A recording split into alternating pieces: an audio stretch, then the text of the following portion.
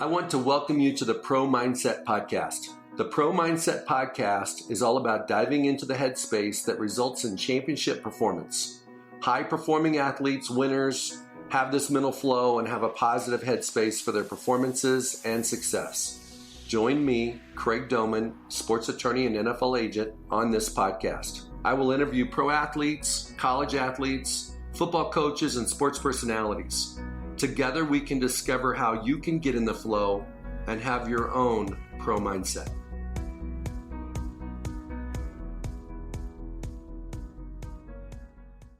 Today on Pro Mindset Podcast, we have as a guest a sports attorney and NFL agent, Kevin Robinson from Capital Sports Advisors in Denver. Kevin, we're going to get started. I want to thank you for being on, and let's go. How do you coach your guys in preparing for the draft to maximize their performance and their opportunity? Right. How do you guys help your guys understand that the draft is just a weekend? Right. Right? That, yeah, you want to get drafted. Yeah, you want to get a signing bonus, but you got to go to work once you get there. Oh, yeah. No, and it's one of those things, Craig, where I'm sure a lot of players have to understand that you want to be easy to please but hard to satisfy. And yep. I try to tell guys that all the time that, you can be pleased with getting there, but you can't be satisfied. I mean, that's when the work starts, is when you actually get with the team. And no matter how it happens, whether it's through the draft or as an undrafted free agent, there's only one person that has a right to be satisfied in the draft process, and that's whoever gets picked number one. And hopefully he's the right type of client and he's not going to get satisfied. As most guys are disappointed. You could have a second-round draft pick and he's disappointed because he didn't go in the first round. Or you could have a guy that's a third-round draft pick that, thought he should have been a first-round draft pick. And so, while a lot of those guys can be pleased, but you don't want to be satisfied, there's typically only one person that's completely happy, once the draft is over, and that's whoever went in the first pick of the draft. So, I agree with you 100%, Kevin.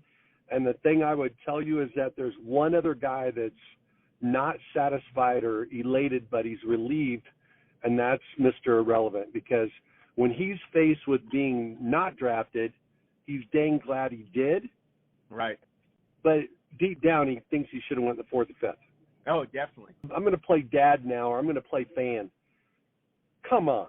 How could a guy want to be a free agent more than want to get drafted? Because if he gets drafted, he's getting a paycheck. He's getting the credibility in the locker room. He's going to get more reps than the undrafted guy at his position. And, yeah, there might be some issues with some guys drafted ahead of him, but obviously there was a huge need at that position.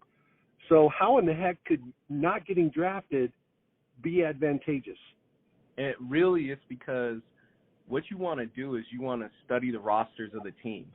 And that's why every year you'll see a lot of guys who get drafted from the 5th through the 7th round that end up getting cut in the final cuts, because they went to a bad situation. You want to be able to choose your situation as opposed to anything else, because the goal is actually to make the team.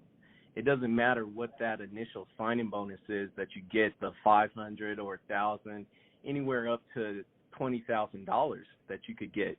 Whereas when you make the NFL minimum salary, that little small signing bonus doesn't even compare to the minimum salary of making the team. And so if guys frame it in that type of way and understand that, it's difficult as far as agents are concerned to really manage our clients' expectations. And a lot of what we do at this time of the year is really managing expectations. And I make sure that I talk to all my clients before the draft just to make sure, and their families, to make sure that their expectations are in line. And a lot of times when the teams are calling me to set up meetings, I'm talking to those guys about what type of range are we looking at in terms of the draft, just so that I can manage those expectations. Amen. Okay, so Kev, how long have you been doing the business? Close to 20 years now. Obviously, you're more wise today than you were when you first got started. And so when you take on a new client, let's say you sign a guy after the bowl game, in December or January, what do you want your client to do so that he can maximize his draft status this coming weekend? What are the things that he needs to be focusing on? Well, first off, it's the training aspect. The first thing that we tell our guys is get ready for the training. And really what you're looking at is you're looking at stages of draft preparation. So one is the training, two, you have the all-star games, and then you have the either the combine or the pro day. And then it's going on, top 30 visits, or even if it's this year, it was actually doing virtual meetings by conference call or Zoom or on Microsoft or Cisco, where guys are getting interviewed by the teams. But really you want to take each one of those stages, and the first is the training. A guy's going to have to train and focus on his training, and that's getting ready for really transforming himself into a track athlete in addition to doing football drills. So guys are going to prepare for the 40, vertical jump, broad jump, lifting 225 pounds for repetitions, that type of thing.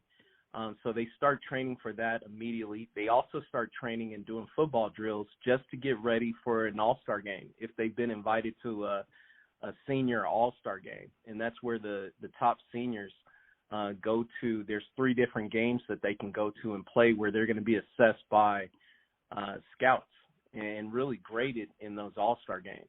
And that's really the first chance that an NFL team gets a chance to project that player into the league playing against other seniors at their college positions.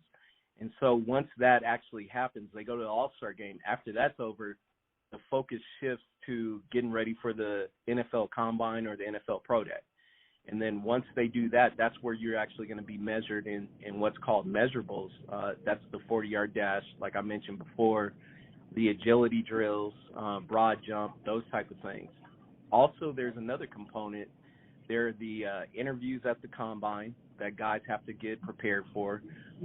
Typically, you'll have an NFL scout, a former scout, that'll really talk to and drill the player on different things that an NFL team is going to ask them in an interview setting. And you don't want canned responses, but you want your client to be prepared for the different types of questions that they're going to be asked, because it really is an interview, and you have to treat it like an interview process, the whole process. And so with that being said, once the pro day is over, then the focus is actually strictly on interviews, and that's talking to the different teams. One, they want to make sure that you're healthy. If you didn't get a chance to go to the NFL Combine and they're thinking about drafting you, then they'll bring you in for a physical. No team is going to draft a player without bringing them in for a physical. At least it's very rare. In a normal year, it rarely happens. There may be 30 players. This year, there may be 15 players, from what I understand, that may end up getting drafted without a physical. And that's just under these situations where we're dealing with the coronavirus pandemic.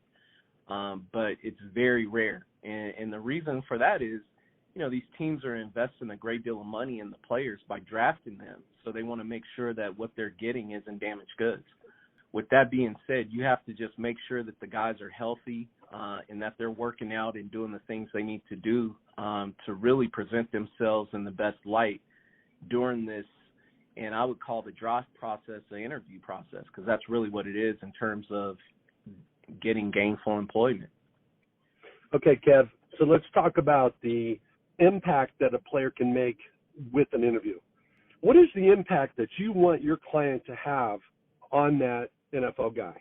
One, you want your player in shape, but two, as far as meeting general managers and scouts, he has to present well. And what I mean by that is, one, you want him to know football lingo, language, know exactly what they did on Saturdays or Fridays, what have you, playing college football, but also the way that that's going to translate to the NFL. And so you want the guy to really present himself as a professional. And that means that once he actually goes to the NFL team, he's going to be ready to learn and eager to learn. And where that's important is I think it's important that the guys present and make sure that the NFL personnel guys understand that they have a great work ethic. And a lot of times that's one of the reasons why teams want to see how these guys work out at the NFL Combine or Pro Day is they want to make sure that they got prepared for this opportunity. Because, that says a lot about a guy's work ethic if they aren't prepared for that NFL Combine or Pro Day. And I think NFL personnel guys, most of them been in the business a long time, they can tell when a player hasn't prepared. That should tell you everything you need to know about a player. If he blew off his workouts after the season was over, then he's not the type of guy that has a great work ethic. So I think that's really important in terms of NFL personnel guys understanding your player and what that player is presenting to them. How can a player shoot himself in the foot in an interview? When they try to talk to you, you don't look a person in the eye. That's something that's extremely important. It says a lot about your character, and just your approach to people and dealing with people. You have to be able to communicate effectively. I think that's something that's, very important, and I think that could hinder guys where they shoot themselves in the foot. If you can't communicate the things that you know to somebody else, then that could certainly hinder you in terms of this process. 100% agree. And the other thing I would say is that most NFL teams don't ask questions they don't already have the answers to. No, that's exactly true. I agree with that. And so if you lie, you shoot yourself in the foot. Yep. You had a problem with, got in a bar fight when you were a freshman in college, or you had some issue with some girl at some point in time in your past, and they ask you about it and you deny it. I think that shoots yourself in the foot, because every scout has had a night or two where he's drank too much beer. Yep. Every human being that's a real human being has made mistakes. They're not looking for somebody perfect. They're looking for somebody honest. Yes. Honest, and the fact that if you've made a mistake, you learned a lesson, and you're not going to make the same mistake twice. I think that's obviously you're dealing in human capital, and people are going to make mistakes. You just don't want to make the same mistake twice and keep doing that over and over again. I think another thing that hinders some guys is injuries. What you want in terms of injuries, you want to be very upfront, open, and honest about that. But from a scouting perspective, they want to know if it's a habitual type of injury. If you've had hamstring issues in the past, they're going to study that. They're going to know that. Now, if you've broken a bone, that's a rare occurrence. That's something that's going to heal. But if you've had, 2 ACLs or 3 ACLs, that could be an issue. Just because, it says something about your ligaments and the propensity to get hurt and injured. And the biggest part of ability is availability. So, these guys are looking at that you have to be available to play on Sundays or Mondays.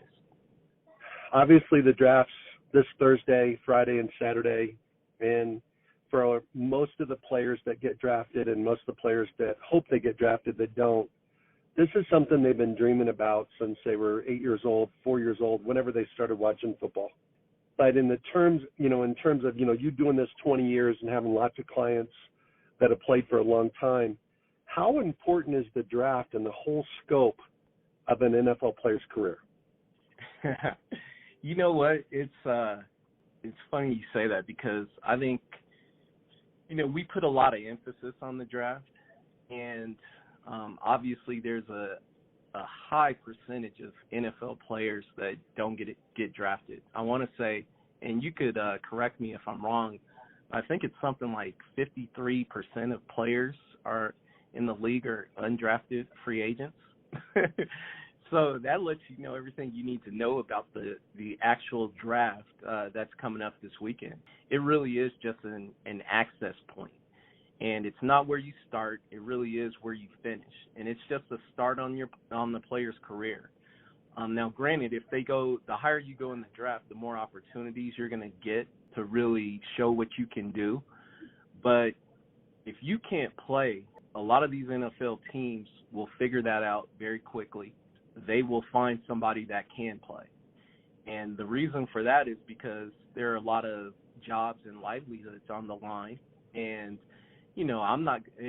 most personnel guys aren't going to stake their career on a player that they feel is incompetent or does not have the ability level that they need for, that personnel guy or those coaches to continue their employment. And so really, in terms of the draft, it really is just a starting point. And it's the way you have access to the league. It gets you into the NFL, and it's really up to you what you do with your opportunities from there. Broncos are close to both of us. They've had Chris Harris did pretty good for himself, and he wasn't drafted. Philip Lindsay's all right. He's a decent player. So I really do think that there's a certain amount of pressure that players have to deal with when they're not drafted.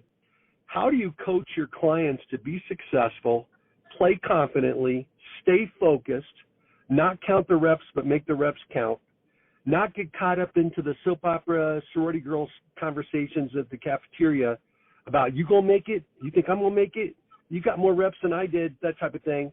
How do you coach your guys so they can keep their eye on the prize and end up on the 53 at the end of training camp?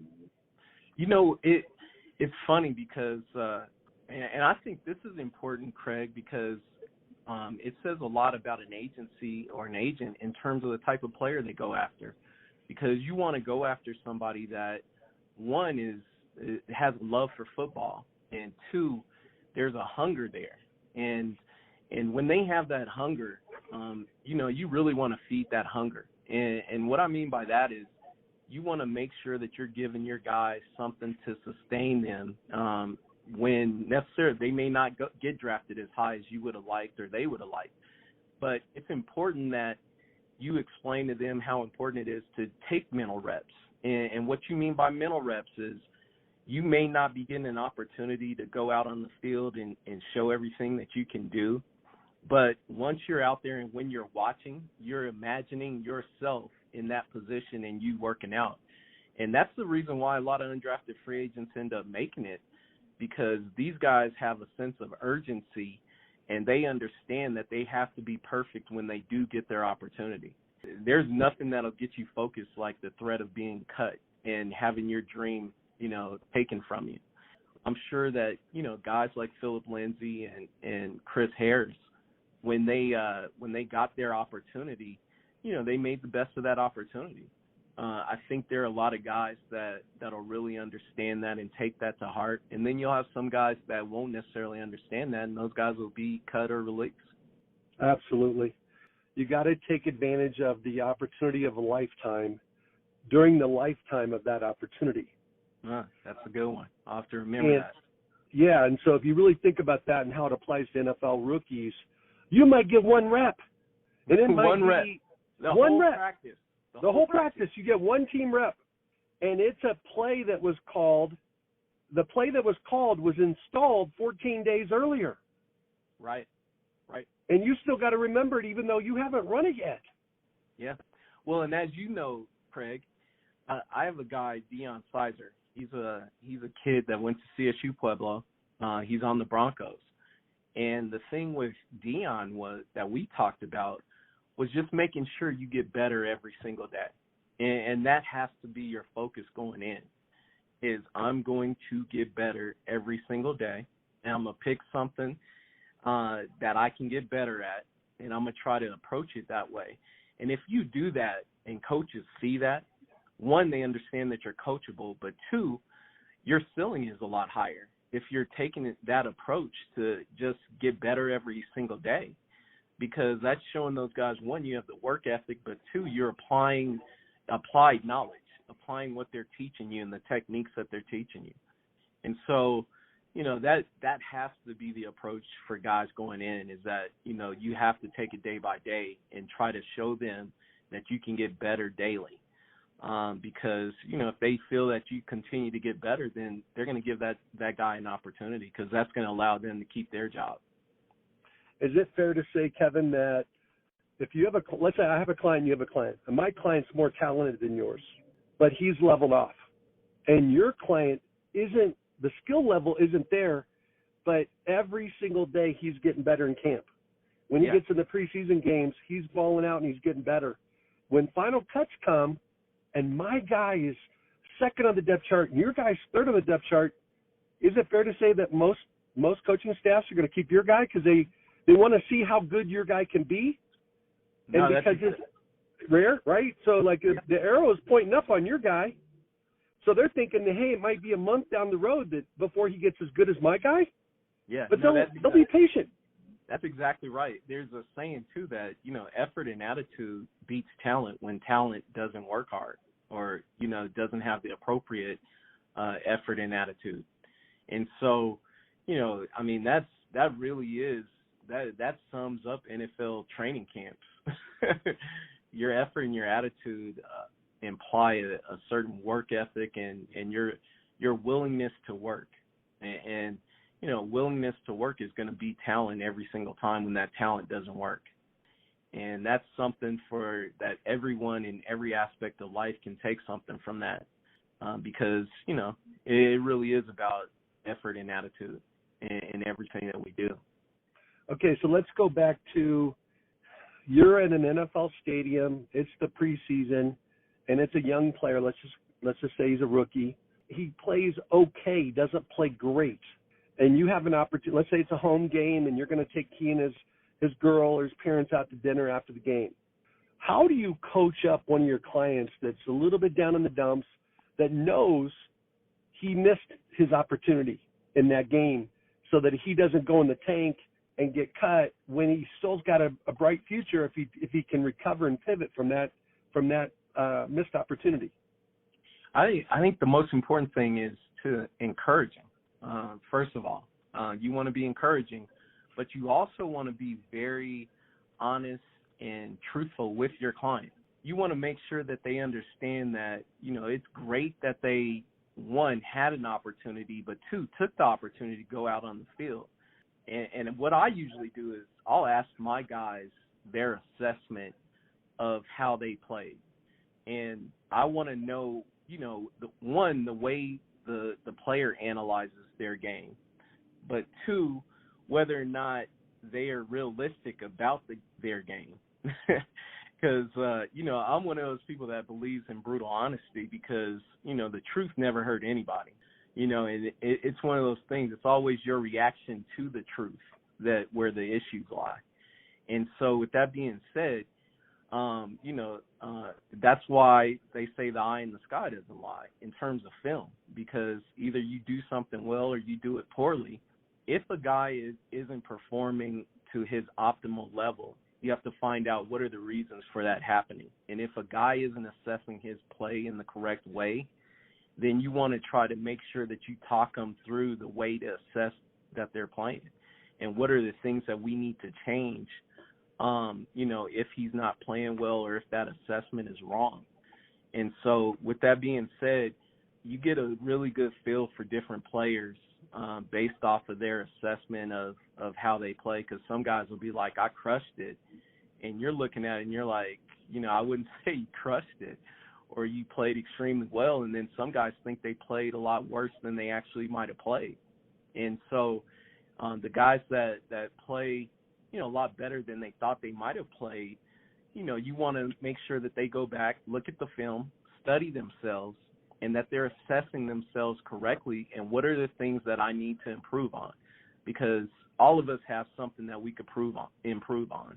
Hopefully they have a willingness to take coaching and to learn, because that's a big part of being a professional athlete. Are you coachable?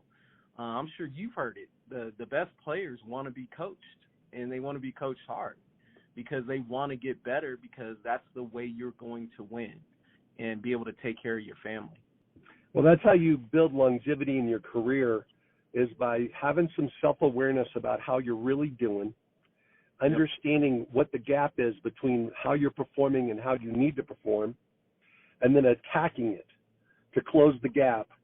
And that only comes from listening to your coaches. I mean, how many times have you talked to a team and asked them how a guy was doing? And maybe he just went from being a starter to a backup. Maybe he got cut and ended up on the practice squad and he was hoping to make the 53. And the team says, hey, He needs to give more effort here. He needs to know his playbook better. He needs to finish the plays. It could be one of 1,000 things.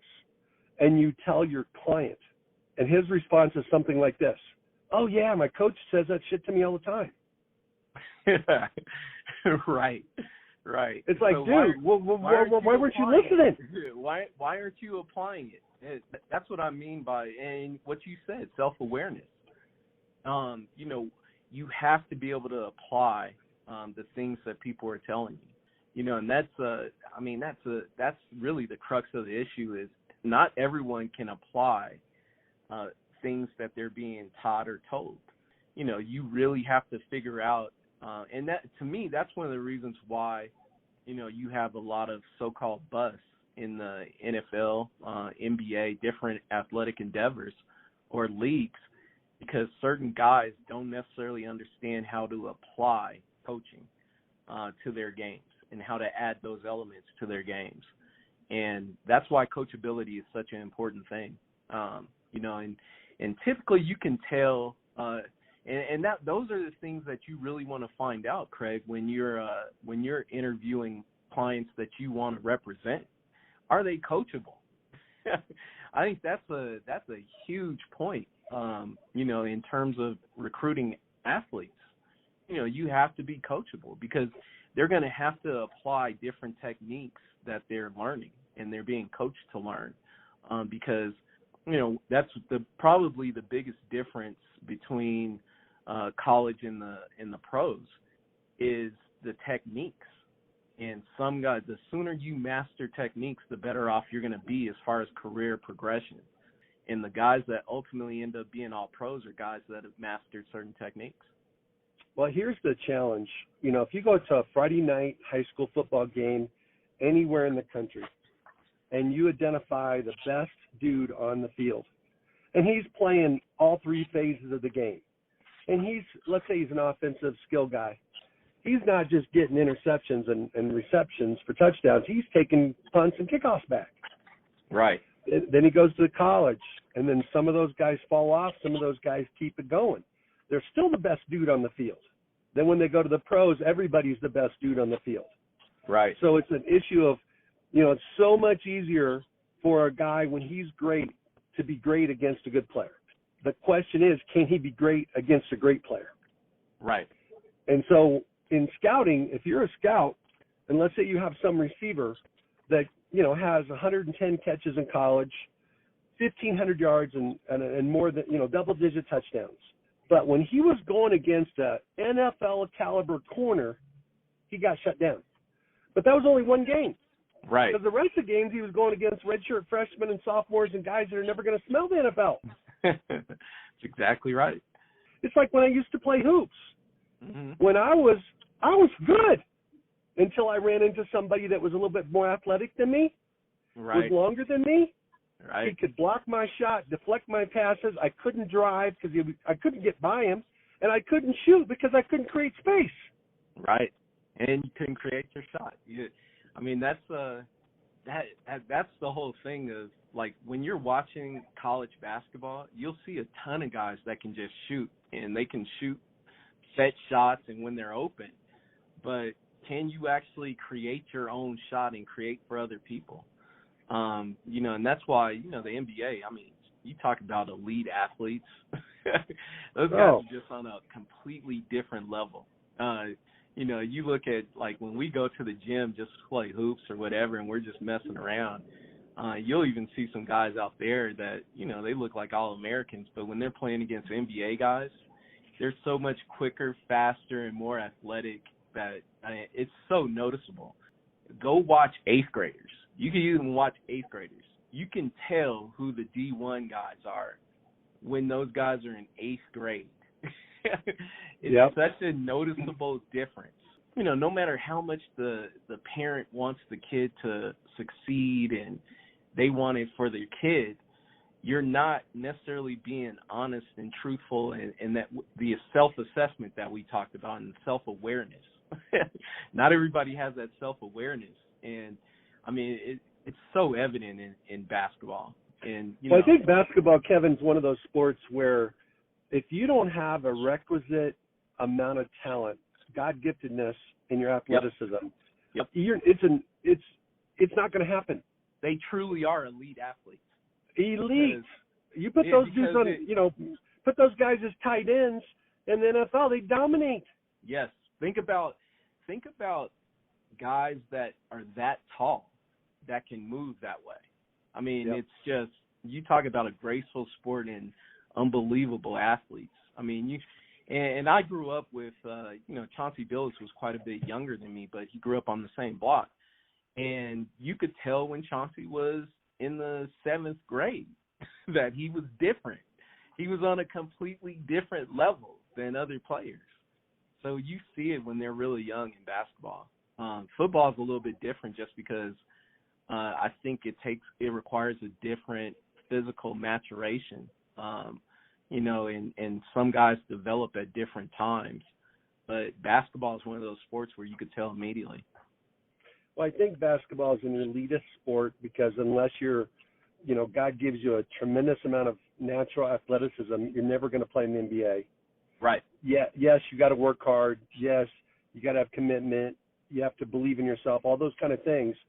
But if you don't have that ability, it doesn't matter how hard you work. Yeah. Where in football, a little bit different, because if you're big and you're slow twitch, you might be able to be an offensive guard. Right. If you're good at soccer and you love football, you might be able to be a kicker. Right. And you might be, 5'8". Right. So the size dimensions for football are very forgiving. You just got to make sure you're a good fit with that position. Where in basketball, I mean, we don't have guards and centers anymore. Right. No, you're Everybody exactly plays, right? I mean, it's like 5-on-5, and they should be able to play. The best ones play every position. Yeah. No, it's positionless, which is cool. This is the thing about football that's different that a lot of people don't understand about football. And you as a coach, you understand this. Football is as much a game of will as it is skill. And so what I mean by that is you could be as skilled as anybody in the world, but if you don't have the will in terms of having violent collisions, and there's about 65, anywhere between 60 to 70 plays a game. Sometimes you may have 80. So, I mean, if those are violent collisions. So it takes a great deal of will to be involved in those collisions. And so if you don't have the will to deal with those type of collisions, then, you can't play football. And, it's funny because I talk to, friends and different players all the time about, the will. And sometimes you can take somebody's will. And that's why running the ball is so important in the NFL at certain points in games, because you take a team's will by physically imposing your will on the other team. And I'm sure you've been in those type of games where you get a chance to, physically wear somebody down. And it's very evident when it's happening. No doubt about it. And I also think that during the course of a game, if one play, let's say it's a corner versus a receiver, it's a center versus a nose, it really doesn't matter. If you can kill the will of your opponent, they will let you do anything you want. That's exactly right. Because they don't want to fight you. Yep. Skill level doesn't matter at that point. Exactly. And I had a client that was a Pro Bowler offensive lineman, and he was wise beyond his years, and he went to the Pro Bowl after his 3rd season in the league. And I would always ask him, what's your secret? You're outweighed by 50 pounds. And he goes, I kill their will. My goal is to kill their will before halftime. Because if I can kill their will before halftime, the second half's easy. Yeah, yeah. And that's the reason why you have so many undrafted free agents that make it in the NFL. You don't have that in basketball, in the NBA, or in baseball. The skill level is so high. But, in football, a lot of it is will. It really is. And, you get to, like you said before, you have a wide receiver that's killing these players that'll never make it to the NFL. And then all of a sudden he gets in a setting where players are as good as he is. That's where will starts to take over. And, if If he can't do it, then you're going to see very early. And I've heard from a lot of veteran players, much like yourself, I'm sure, that they can tell immediately about the draft picks coming in. They're very rarely fooled, and they can tell early in the practices whether or not a guy's going to be able to help them or not. Okay, Kevin, how do they know? How do they figure that out? Is it a vibe? Is it their body language? Is it their work ethic? Is it their belief? What is it? I think it's a combination of those things. I think you get a vibe, and you get the vibe from body language. And you can kind of tell, not everybody has the mental capacity to deal with being harassed all the time. Like, I've heard a lot of different coaches talk about the difference in, take a position like wide receivers, for instance. A lot of college wide receivers, they can't even get off the line of scrimmage against NFL cornerbacks because these guys are so long and quick and strong that they can't even release from the line of scrimmage. So, it's they're playing wide receiver in college because they don't want to get hit. And they don't want to get hit. Right? Yep. They're really basketball players wearing helmets. Yep. And you've got to be a football player to play receiver in the NFL. Yep. You definitely do. And you have to understand that these are grown men who have a desire to feed their families, and this is the way they feed their families. There is legitimate money on the line and livelihoods on the line. And so with that being said, there are a lot of people that are serious about their trade in the NFL. And so if you're not ready for that level of competition, you can really see it in people really early. When you're talking about there's a different mindset in the NFL because these guys are fighting for the jobs because they want to put bread on the table and they don't want to go home to their baby mama and say, hey, we got to move. We got to sell the house. We got to get rid of one of the cars. We're not going to go for a 6-week vacation next off season. I'm on vacation now. And they're 28, 29, 30, 32 years old, and they're competing against 20, 21, 22-year-old rookies. Right. So how do you coach up your rookies that, hey, dude, you got to drop your balls right now because this is big boy. This is big boy ball. Yeah. No, how do you compete? Craig, I let my guys know initially that, once college is over, you're not on scholarship anymore. Nobody's giving you a free ride. It's really time to earn your keep. And the greatest thing about sports is it's one of the few avenues in life where it's a true meritocracy. You are judged based off of your ability and your ability to perform under high stress situations, period. And that's what I mean by, a lot of these players can sense that and they can see that, and you can tell immediately if somebody is up to that task or not. And once college is over, it's time to be a professional. And that means that you have a skill and a talent. You have to demonstrate that skill and talent, and you have to make sure that it's apparent to everybody, for everybody to see. And you want to do that immediately. And that's one of the things I tell my guys is don't wait to be great. And what I mean by that is you're not on scholarship. You need to show it immediately, the things that you can do so that the teams can understand and the coaches can understand your skill level and what value you bring to a team, and so that your teammates can see that. And then once they see that, they'll figure out how to get you on the field because it's going to help them win. And so that's really what I tell all my guys is don't wait to be great. Really don't show it immediately. Whatever it is that makes you special, that talent that you have, make sure that you're demonstrating that and applying that, and everybody's seeing it. Amen. I agree with that. You have the opportunity to talk to a lot of families, a lot of young men that aspire to play in the NFL at different you talk to them all the time. You might talk to them when they're in high school and they're dreaming about playing in the NFL and they haven't even gone to college yet.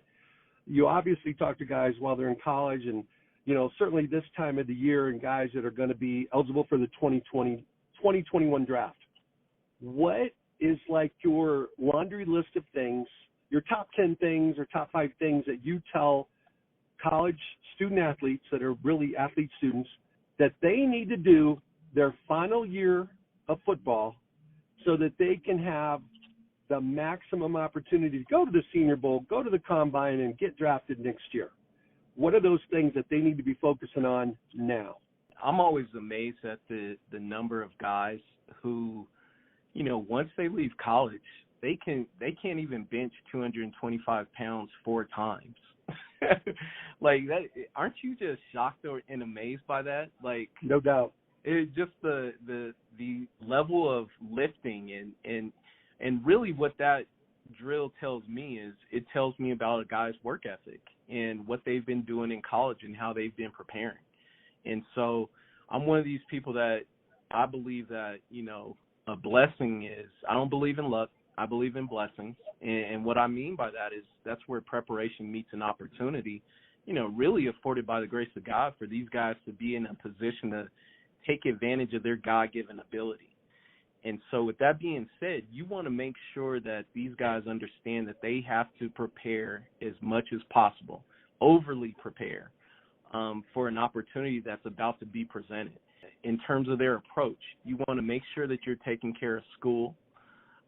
You also want to make sure, because NFL teams and scouts, they do a great deal of research.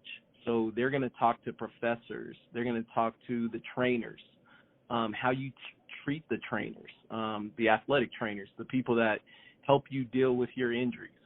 There's some players that, are absolutely brutal when it comes to trainers, the equipment managers. How do you treat people? I think that's a very key part, and it says something about the person. There's not a lot of Randy Mosses walking around NFL teams. He was probably in the top 2% athletic-wise. He and Deion Sanders and some of those guys that just have rare abilities, most guys are going to be, somewhere in the middle, in terms of their athletic ability. And so what is it that's going to separate you? It's going to be the work ethic. And so with that being said, that ties into preparation and making sure that your body is physically fit, how you treat people. But you also want to maximize techniques and start making sure that you're mastering different techniques that your college coaches are teaching you. The other thing I think is really important is film study. A lot of guys don't understand how to study film.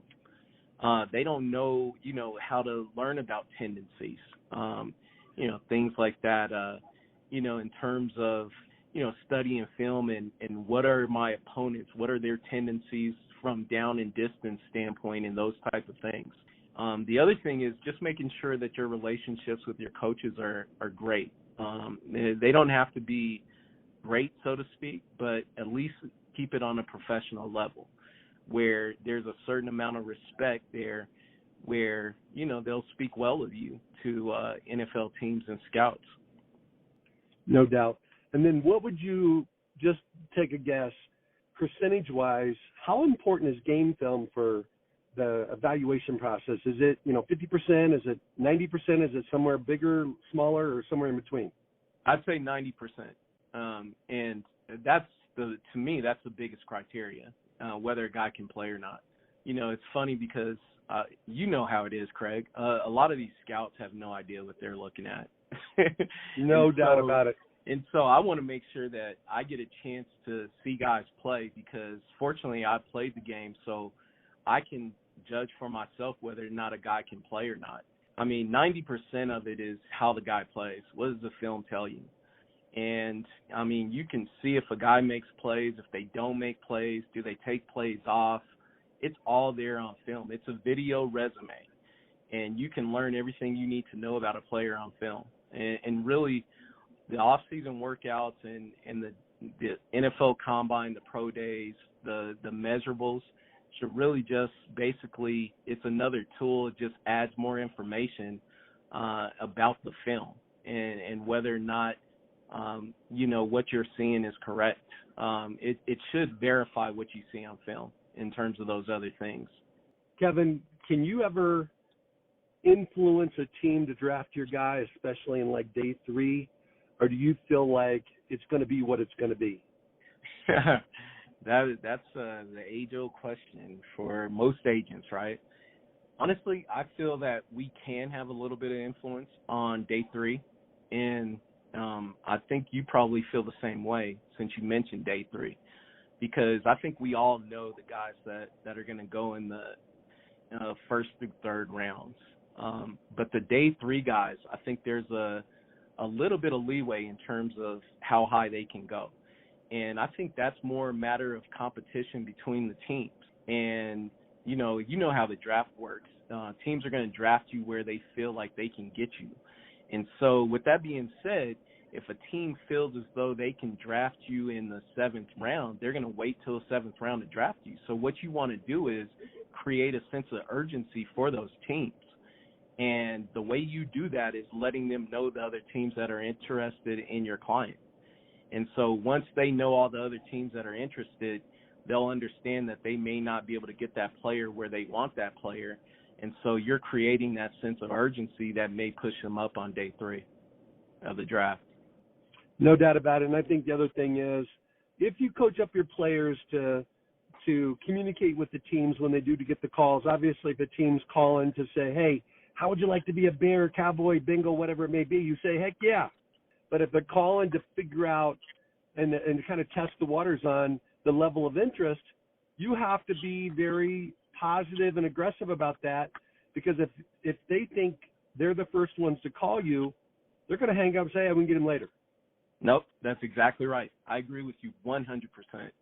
And then the second thing I would say, Kevin, is that once you get late in the draft and you're talking to a team and they're calling with a recruiting pitch to sign your guy as a free agent, and they happen to be a team that still has a pick on the board, the best thing you can do is tell that team, and mean it, but tell them that he'll go to any team but them.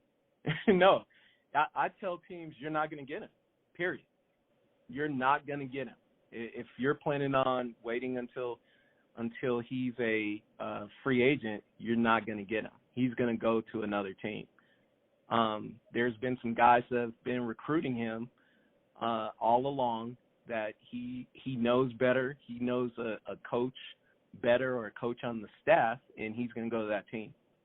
So absolutely. And even though it might be better to go to free agency at that, once you get to the compensatory picks in the 7th round, if a team's calling you to want you and it's a good fit and the depth chart works, and you can put an extra $35,000 in your client's pocket and give them the boost of, having the credibility of getting drafted, I think that's a win all the way around. Yeah, no, it can be a win. It certainly can be. There's something to be said about going to great situations, though, with and I've had more typically it's offensive linemen with offensive line coaches. I think that because offensive line is so dependent on the offensive line coach. Typically teams, their offensive line coach is the best coach on their staff. So I think a lot of personnel departments listen to their offensive line coaches a little bit more than other positions because of those 5 guys and the synergy that it takes in playing offensive line. That's the one position where I think that, I think some of those guys really do benefit from going to a good elite offensive line coach. Well, I think one of the other things is it's very difficult for scouts. Let's say they've been scouting for 5 or less years. They didn't play the game, or they played the game and didn't play offensive line. They really don't know how to evaluate offensive linemen. I agree with you. I agree. And so they put a lot of that task of evaluation on the offensive line coach or assistant offensive line coach, and they trust him. And if a player is a good fit with that coach, sometimes a player is not being evaluated in training camp based upon what he can do only. He's being evaluated with how he fits next to the 2 guys by him, or 1 guy by him. And if they play well together as a group, you could actually have a player, and I've had a few of these, that didn't have the requisite athleticism that they were looking for, but yet they played a decade. I agree. And you find that on the offensive line. You can actually find those guys. But at corner, you can't hide. You can't hide. You absolutely cannot hide. If it's man press, Or yeah, wide if man receiver. press. Yeah, wide Yes. receiver, same thing, man. If you're out on the edge and you run by somebody, or you can't get open, or you're a DB and you can't run, You can't run. you're not going to be in the NFL very long. No, you can't hide. Like you said, you can't hide. It's very apparent quickly. Hey, Kevin, I want to thank you so much for being on today. I want to wish you and all your agents and all your clients, have an uber successful weekend in the draft, and we'll do this again sometime. No, thank you. I appreciate you having me on, and best of luck to you as well. Thank you, Kevin. Have a great day, man. All right, take care. Bye. Bye-bye. Thank you for listening to this episode of Pro Mindset. If you enjoyed this podcast, please subscribe, rate, and review this podcast. 5 stars, of course. You can follow us on our website, ProMindsetPodcast.com, or on Instagram, Twitter, and Facebook at Pro Mindset Podcast. Thank you so much for listening. We'll see you the next time.